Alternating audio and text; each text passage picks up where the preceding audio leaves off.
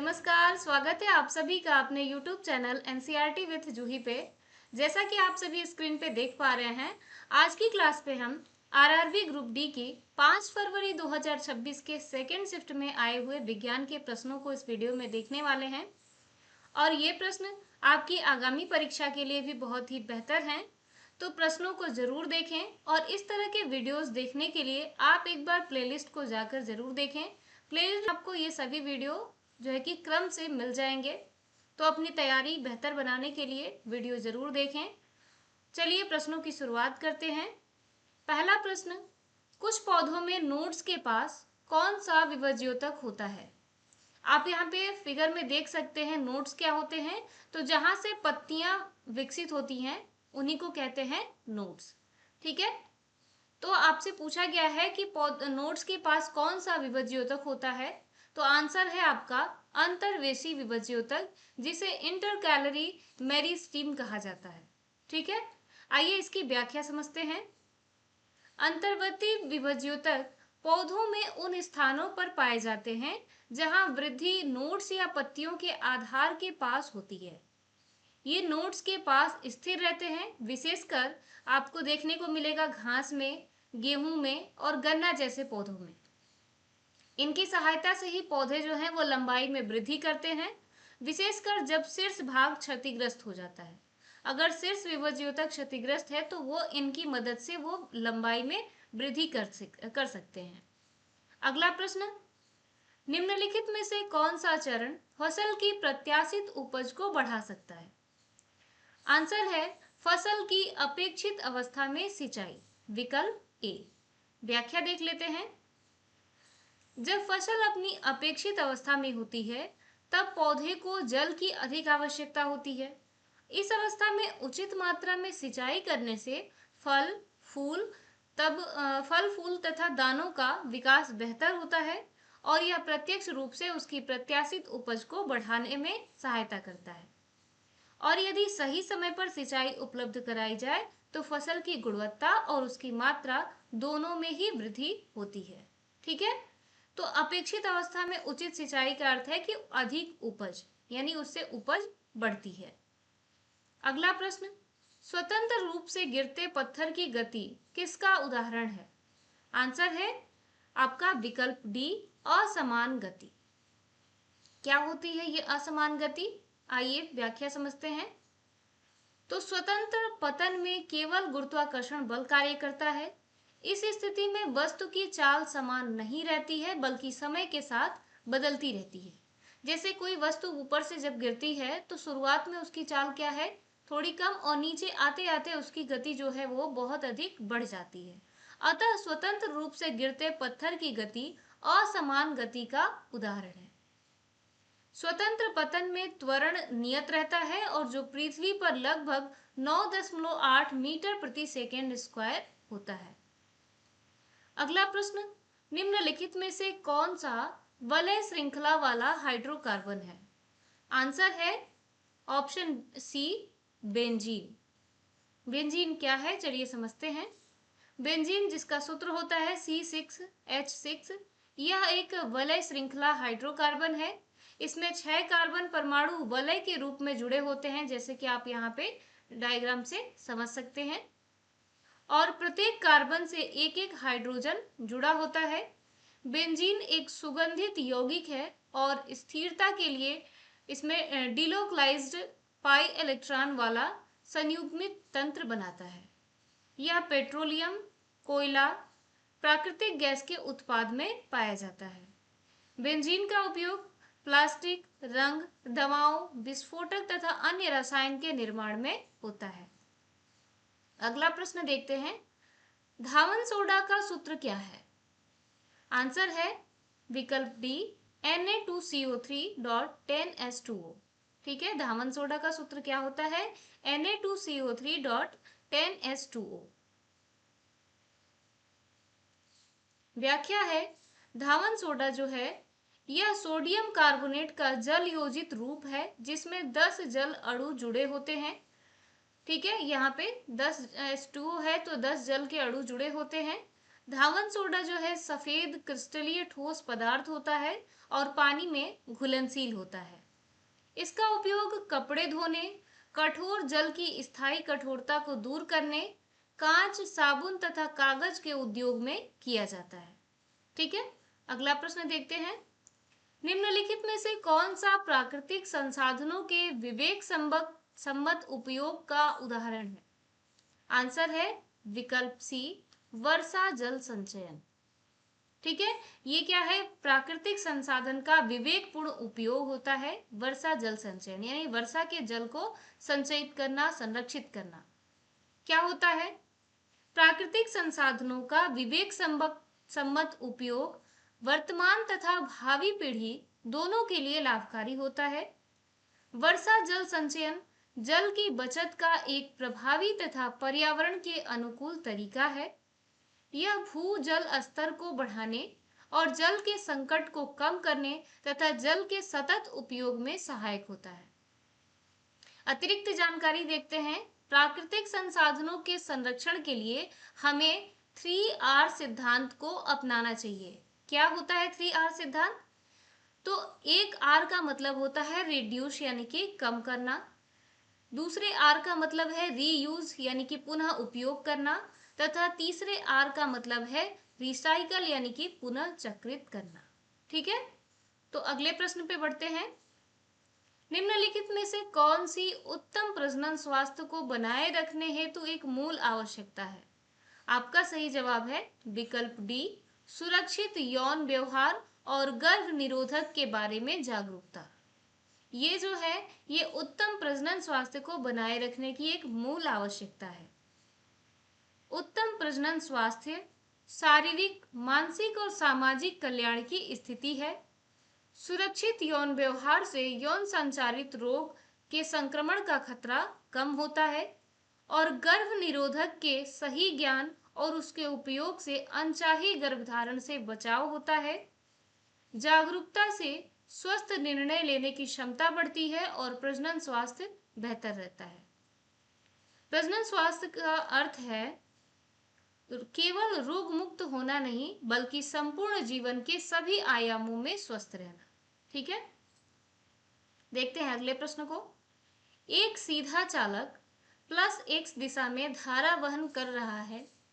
इस चालक को प्लस y दिशा में स्थित एक चुंबकीय क्षेत्र में रखा गया है। चालक की गति की दिशा क्या होगी? आपका सही जवाब है धनात्मक z दिशा। चलिए देखते हैं। किसी धारावाहक चालक पर चुंबकीय क्षेत्र द्वारा लगाया गया बल फ्लेमिंग के बाएं हाथ के नियम द्वारा ज्ञात किया जाता है। जब प्लस y दिशा में चुंबकीय क्षेत्र तथा चालक में धारा प्लस x दिशा में प्रवाहित होती है तो चालक पर बल प्लस z की दिशा में लगता है। ठीक है, अतः ऐसे क्षेत्र में चालक गति करते हुए धनात्मक z दिशा में चलेगा। आपका प्रश्न भी यही था कि किस दिशा में, तो आंसर क्या है धनात्मक z दिशा। अगला प्रश्न, निम्नलिखित में से कौन सा कथन स्थिर अनुपात के नियम को सही ढंग से परिभाषित करता है? आंसर है विकल्प बी, किसी यौगिक में तत्व सदैव द्रव्यमान के अनुसार एक निश्चित अनुपात में होते हैं। चलिए व्याख्या देखते हैं। आपको याद रखना है स्थिर अनुपात का नियम किसने दिया था? तो जोसेफ फ्राउस्ट ने दिया था। और इस नियम के अनुसार किसी यौगिक में उपस्थित तत्व सदैव द्रव्यमान के अनुसार एक निश्चित और स्थिर अनुपात में संयोजित होते हैं, चाहे वह यौगिक के किसी भी विधि से बनाया जाए। उदाहरण है H2O। H2O में हाइड्रोजन और ऑक्सीजन का द्रव्यमान अनुपात स्थिर होता है। आपको याद होना चाहिए द्रव्यमान अनुपात क्या होता है, 1:8। ठीक है, अगला प्रश्न, द्रव्यमान संरक्षण का नियम, इसके बारे में निम्नलिखित में से कौन सा कथन सही है? अभी कथन पढ़ते हैं हम। अभिक्रिया होने पर द्रव्यमान में परिवर्तन हो सकता है। दूसरा कथन, रासायनिक अभिक्रिया के दौरान परमाणु पुनर्व्यवस्थित हो जाते हैं। और तीसरा कथन है एक संतृप्त निकाय के भीतर द्रव्यमान समय के साथ अपरिवर्तित रहता है। आंसर क्या है आपका? आपका आंसर है विकल्प ए, केवल बी और सी, यानी कि बी और सी कथन जो है ये सही है कि रासायनिक अभिक्रिया के दौरान परमाणु पुनर्व्यवस्थित हो जाते हैं और एक संतृप्त निकाय के भीतर द्रव्यमान समय के साथ अपरिवर्तित रहता है। ठीक है। द्रव्यमान संरक्षण का नियम किसने दिया था? तो यह नियम एंटोनियो लेवोसिए द्वारा दिया गया था। ठीक है। रासायनिक अभिक्रिया के दौरान केवल परमाणुओं की पुनर्व्यवस्था होती है, न कि उनका निर्माण या फिर उनका विनाश। एक संतृप्त निकाय में कुल द्रव्यमान अभिक्रिया से पहले और बाद में समान रहते हैं। संवृत्त निकाय वह प्रणाली है जिसमें द्रव्यमान अंदर या बाहर नहीं जाता, केवल ऊर्जा का आदान प्रदान हो सकता है। यह नियम सभी रासायनिक अभिक्रियाओं पर लागू होता है। अगला प्रश्न है, निम्नलिखित दोनों कथनों अभिकथन ए और कारण आर के संबंध में सही विकल्प का चयन कीजिए। अभिकथन ए है कि साबुन का विलयन मेघमय दिखाई देता है, मेघमय यानी कि क्लाउडी दिखाई देता है, और कारण है कि साबुन के मिसल प्रकाश को प्रकीर्णित करने के लिए पर्याप्त बड़े होते हैं। आपका सही जवाब है विकल्प डी। ए और आर दोनों कथन सत्य हैं और आर ए का सही स्पष्टीकरण है। आप इस प्रश्न की व्याख्या देखें तो आपने देखा कि कथन ए और आर दोनों सत्य हैं तथा आर ए का सही स्पष्टीकरण है। साबुन का विलयन मेघमय दिखाई देता है, यह टिंडल प्रभाव के कारण होता है। इसमें साबुन के अणु जल में मिलकर मिशेल बनाते हैं और यह मिशेल प्रकाश को प्रकीर्णित करते हैं, जिससे कि विलयन जो है वो मेघमय दिखाई देता है, यानी कि क्लाउडी दिखाई देता है। अभी हम जानेंगे मिशेल क्या होता है। साबुन के अणु में दो भाग होते हैं, एक होता है जलप्रिय सिरा और दूसरा होता है जल अप्रिय पूंछ। जल में ये अणु एकत्र होकर गोलाकार संरचना बनाते हैं, जिसमें जल अप्रिय पूंछ अंदर की ओर और जल प्रिय शिरा बाहर की ओर रहता है। यह जो प्रक्रिया है टिंडल प्रभाव के कारण होती है, और टिंडल प्रभाव क्या है? यह केवल कोलाइडी विलयन में होता है। ठीक है। अगला प्रश्न देखते हैं, निम्नलिखित में से कौन सा दैनिक जीवन में आर्किमिडीज के सिद्धांत का व्यवहारिक अनुप्रयोग है? आंसर है विकल्प सी, जहाजों और पनडुब्बियों का डिजाइन। ठीक है। विकल्प सी जो है जहाजों और पनडुब्बियों का डिजाइन, ये दैनिक जीवन में आर्किमिडीज के सिद्धांत का व्यवहारिक अनुप्रयोग है। व्याख्या देखते हैं, आर्किमिडीज का सिद्धांत क्या होता है। तो किसी द्रव यानी कि तरल या फिर गैस में आंशिक या पूर्ण रूप से डुबाई गई किसी वस्तु पर ऊपर की ओर एक उत्प्लावक बल लगता है, जो उस द्रव के द्वारा विस्थापित द्रव के भार के बराबर होता है। उत्प्लावक बल Fb इक्वल टू विस्थापित द्रव का भार। ठीक है। दैनिक जीवन में क्या अनुप्रयोग है? तो जहाजों और पनडुब्बियों को इस प्रकार से डिजाइन किया जाता है कि वे द्रव को विस्थापित करके उत्प्लावक बल प्राप्त करें तथा जल पर तैरें या जल के अंदर गोता लगा सके। ठीक है। यदि उत्प्लावक बल भार से अधिक होता है तो वस्तु ऊपर उठती है, यानी कि तैरती है, और यदि उत्प्लावक बल भार से कम होता है तो वस्तु नीचे डूबती है। ठीक है, याद रखिएगा। अगला प्रश्न, ऊर्जा संरक्षण का सिद्धांत किस पर लागू होता है? तो सही जवाब है सामान्यतः सभी भौतिक प्रक्रियाओं में। ऊर्जा संरक्षण का सिद्धांत क्या है? तो ऊर्जा ना तो कभी उत्पन्न की जा सकती है और ना ही कभी नष्ट की जा सकती है। यह केवल एक रूप से दूसरे रूप में परिवर्तित होती है। किसी भी भौतिक प्रक्रिया में कुल ऊर्जा स्थिर रहती है, भले ही उसका रूप बदल दिया जाए। कुल ऊर्जा प्रारंभ में जो है बराबर कुल ऊर्जा जो अंत की है। ठीक है। अगला प्रश्न क्या है? एक न्यूरॉन दूसरे न्यूरॉन से किसके माध्यम से तंत्रिका आवेग को प्राप्त करता है? तो सही जवाब है डेंड्रॉइट। व्याख्या, न्यूरॉन जो है तंत्रिका तंत्र की संरचनात्मक और कार्यात्मक इकाई होती है। एक न्यूरॉन अन्य न्यूरॉनों से तंत्रिका आवेग यानी सिनेप्स के माध्यम से प्राप्त करता है, और इस सिनेप्स का संपर्क अधिकतर प्री सिनेप्टिक न्यूरॉन के एक्सॉन टर्मिनल और पोस्ट सिनेप्टिक न्यूरॉन के डेंड्रॉइट के बीच होता है। ठीक है। डेंड्रॉइट, यहाँ पे देखिए तंत्रिका आवेग का संचरण पथ डेंड्रॉइट, फिर कोशिकाकाय, फिर एक्सॉन, सिनेप्स और अगला न्यूरॉन। तो नोट में याद रखिएगा कि डेंड्रॉइड का कार्य तंत्रिका आवेग को ग्रहण करना। सिनेप्स वह सूक्ष्म संरचना है जहां दो न्यूरॉनों के बीच रासायनिक या विद्युत संकेतों का आदान प्रदान होता है। रासायनिक सिनेप्स में न्यूरोट्रांसमीटर नामक रसायन होता है। मानव मस्तिष्क में लगभग 100 अरब न्यूरॉन होते हैं और तंत्रिका आवेग की प्रकृति जो है विद्युत रासायनिक होती है। अगला प्रश्न, द्रव्यमान m का एक ब्लॉक दो विपरीत बल F1 और F2 के अधीन है। यदि F1 के विपरीत कार्य करने वाला घर्षण बल इस प्रकार है कि ब्लॉक का नेट त्वरण घर्षण शून्य होने की स्थिति में लगने वाले त्वरण का आधा है, तो F का संबंध क्या होगा? आंसर है F1 माइनस F2 अपान 2। व्याख्या देखते हैं। यदि घर्षण न हो तो नेट बल equal to F1 minus F2, तब त्वरण क्या होगा? A0 equal to F1 minus F2 upon m। घर्षण बल Ff होने पर नेट बल जो है F1 minus F2 minus Ff हो जाएगा, तो त्वरण क्या होगा? F1 minus F2 in bracket minus Ff upon m, जहां पे दिया गया है A equal to 1 upon 2 A0। इसको जब आप हल करते हैं तो आंसर क्या निकल के आता है? Ff equal to F1 minus F2 upon 2। तो जो कि न्यूटन का द्वितीय नियम है कि नेट बल बराबर द्रव्यमान गुणे त्वरण। घर्षण यांत्रिक ऊर्जा को ऊष्मीय ऊर्जा में परिवर्तित करता है। घर्षण बल का मान सतहों की प्रकृति और प्रतिक्रिया बल पर निर्भर करता है। अगला प्रश्न देखते हैं। किसी उपकरण में धारा के तापीय प्रभाव का उपयोग धातु को पिघलाने के लिए किया जाता है, तो किस उपकरण में? आंसर है आपका विद्युत फ्यूज, विकल्प डी। विद्युत फ्यूज में पतली टीन तथा लेड की बनी तार होती है जिसका गलनांक कम होता है। जब परिपथ में अत्यधिक धारा प्रवाहित होती है तो फ्यूज जो है फ्यूज तार अधिक गर्म होकर पिघल जाती है। फ्यूज तार के पिघलने से परिपथ टूट जाता है और उपकरणों को क्षति होने से बचाया जाता है। इस प्रकार विद्युत फ्यूज में धारा के तापीय प्रभाव का उपयोग धातु को पिघलाने के लिए किया जाता है। इसका उपयोग विद्युत फ्यूज का उपयोग घरों, उद्योगों और विद्युत उपकरणों को शॉर्ट सर्किट तथा अधिक धारा से सुरक्षित रखने के लिए किया जाता है।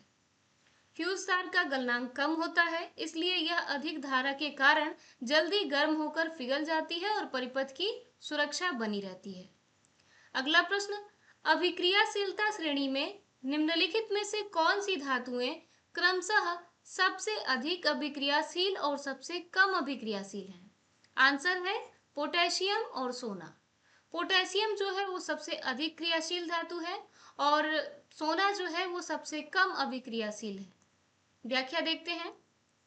यहाँ पे आप समझ सकते हैं कौन से अधिक अभिक्रियाशील हैं, ऊपर की तरफ है, और जिस अभिक्रियाशीलता घटती है तो नीचे की ओर क्या है? कम अभिक्रियाशील। तो सोना है, चांदी, तांबा, सीसा, लोहा, इन सबों की अभिक्रियाशीलता कम होती है। वही पोटेशियम, सोडियम, कैल्शियम, इनकी अभिक्रियाशीलता अधिक होती है। ठीक है। अभिक्रियाशीलता की श्रेणी में धातुओं को उनकी अभिक्रियाशीलता के घटते क्रम में व्यवस्थित किया गया है।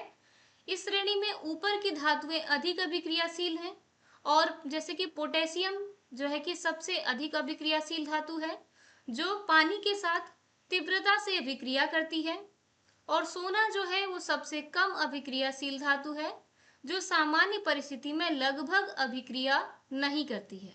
ठीक है। अगला प्रश्न देखेंगे। परागकण से निकलने वाली एक नलिका फूल के निम्नलिखित भागों में से किस भाग तक पहुंचने के लिए वर्तिका के माध्यम से जाती है? आपका सही जवाब है विकल्प सी, अंडाशय। व्याख्या देखते हैं। परागकण के अंकुरित होने पर परागकण से पराग नलिका निकलती है और यह पराग नलिका वर्तिका से होकर यानी स्टिग्मा से होते हुए, ये रहा वर्तिका, तो वर्तिका से होते हुए शैली के भीतर से अंडाशय तक पहुंचती है। शैली के भीतर से कहाँ? अंडाशय तक पहुंचती है, और पराग नलिका अंडाशय के भीतर स्थित अंडाणु तक पहुंचती है। यहीं पर नर युग्मक और मादा युग्मक का संलयन यानी कि निषेचन होता है और निषेचन के बाद अंडाणु बीज तथा अंडाशय जो है वो फल में परिवर्तित हो जाता है। अगला प्रश्न, मिश्रण और यौगिक के संदर्भ में निम्नलिखित में से कौन सा कथन सही है? आंसर है विकल्प डी, केवल ए। कथन देखते हैं कि मिश्रण का संगठन परिवर्ती होता है, जबकि यौगिक में प्रत्येक नए पदार्थ का संगठन सदैव निश्चित होता है। तो आपका अभिकथन ए बिल्कुल सत्य है। आइए इसकी व्याख्या समझते हैं। मिश्रण और यौगिक में क्या अंतर है? तो मिश्रण जो है उसका संगठन परिवर्ती होता है और यौगिक का संगठन सदैव निश्चित होता है। मिश्रण संघटक पदार्थों के विभिन्न गुण प्रदर्शित करता है और यौगिक जो है नया पदार्थ समान गुण को प्रदर्शित करता है। मिश्रण संघटक पदार्थ अपने मूल रूप में बने रहते हैं और संघटक तत्व अपने गुण को खो देते हैं। यौगिक जो है वो संघटक तत्व वो अपने गुण को खो देते हैं। तो ये कुछ अंतर यहाँ पे बताया गया है। ठीक है, अगला प्रश्न देखें। निम्नलिखित में से कौन सा परिणाम समसूत्री विभाजन के बजाय अर्धसूत्री विभाजन को दर्शाता है? व्याख्या है 4 कोशिकाएं आधी संख्या। चलिए समझते हैं। अर्धसूत्री विभाजन में एक जनक कोशिका से 4 सूत्री कोशिकाएं बनती हैं। इन सूत्री कोशिकाओं में गुणसूत्रों की संख्या जनक कोशिका की तुलना में आधी होती है। अर्धसूत्री विभाजन केवल जनन कोशिकाओं के निर्माण के लिए होता है। यह आनुवांशिक विविधता को बढ़ाता है और समसूत्री विभाजन में 2 समान कोशिकाएं बनती हैं जिनमें गुणसूत्रों की संख्या समान होती है। अगला प्रश्न, लेंस द्वारा उत्पन्न आवर्धन को किसके अनुपात के रूप में परिभाषित किया जाता है? व्याख्या है विकल्प डी, प्रतिबिंब की ऊंचाई तथा वस्तु की ऊंचाई के रूप में। लेंस द्वारा उत्पन्न आवर्धन m को प्रतिबिंब की ऊंचाई h1 तथा वस्तु की ऊंचाई h0 के अनुपात के रूप में परिभाषित किया जाता है। आवर्धन जो है एक विमाहीन राशि है। यदि m धनात्मक है तो प्रतिबिंब सीधा होता है, यदि m ऋणात्मक है तो प्रतिबिंब जो है उल्टा होता है। आवर्धन की सहायता से पता चलता है कि प्रतिबिंब बड़ा है, छोटा है या वस्तु के बराबर है। अगला प्रश्न, जब किसी वस्तु को अवतल दर्पण के ध्रुव और फोकस के मध्य रखा जाता है तो किस प्रकार का प्रतिबिंब बनता है? आंसर है आभासी, सीधा और आवर्धित। आइए समझते हैं कि कैसे। तो क्वेश्चन क्या था कि जब किसी वस्तु को अवतल दर्पण के ध्रुव और फोकस के मध्य रखा जाता है तो किस प्रकार का प्रतिबिंब बनता है। तो यहाँ पर आपको फिगर के माध्यम से बताई गई हैं चीजें। ठीक है, तो अवतल दर्पण के ध्रुव और फोकस के बीच रखी वस्तु का प्रतिबिंब आभासी, सीधा और आवर्धित बनता है। यहाँ पे देख सकते हैं कैसा प्रतिबिंब बना, आभासी, सीधा और आवर्धित। यह प्रतिबिंब दर्पण के पीछे बनता है। इस स्थिति में प्रतिबिंब वस्तु से बड़ा होता है। यह प्रतिबिंब पर्दे पर प्राप्त नहीं किया जा सकता और अवतल दर्पण को इस स्थिति में आवर्धक की तरह प्रयोग किया जाता है। याद रखिएगा, सभी इंपॉर्टेंट फैक्ट्स जो हैं आपको प्रश्न के बाद बताए जा रहे हैं, तो उनको जरूर ध्यान दीजिए। अगला प्रश्न, कॉन्सर्ट हॉल और सिनेमा हॉल जैसे स्थानों की छतें प्रायः वक्रित क्यों बनाई जाती हैं? आपका जवाब है ध्वनि को परावर्तित करने और हॉल के सभी भागों तक पहुंचने में मदद करने के लिए। व्याख्या, ध्वनि क्या है? एक यांत्रिक तरंग है जिसे संचरण के लिए एक माध्यम की आवश्यकता होती है। ध्वनि तरंगें वायु में सभी दिशाओं में फैलती हैं और जब किसी कठोर सतह से टकराती हैं तो परावर्तित हो जाती हैं। वक्रित छत ध्वनि तरंगों के विभिन्न दिशाओं में परावर्तित करते हैं जिससे कि ध्वनि पूरे हॉल में समान रूप से पहुंचती है। यही कारण है कि कंसर्ट हॉल या फिर सिनेमा हॉल, सभागार आदि की छतें जो हैं प्रायः वक्रित बनाई जाती हैं। ठीक है, अगले प्रश्न पे बढ़ते हैं। कायिक प्रवर्धन द्वारा उगाए गए पादपों के लिए निम्नलिखित में से कौन सा कथन सत्य है? कथन ए है कि कायिक रूप से प्रवर्धित पादप बीजों से उत्पन्न पादपों की तुलना में पहले पुष्प और फल दे सकते हैं।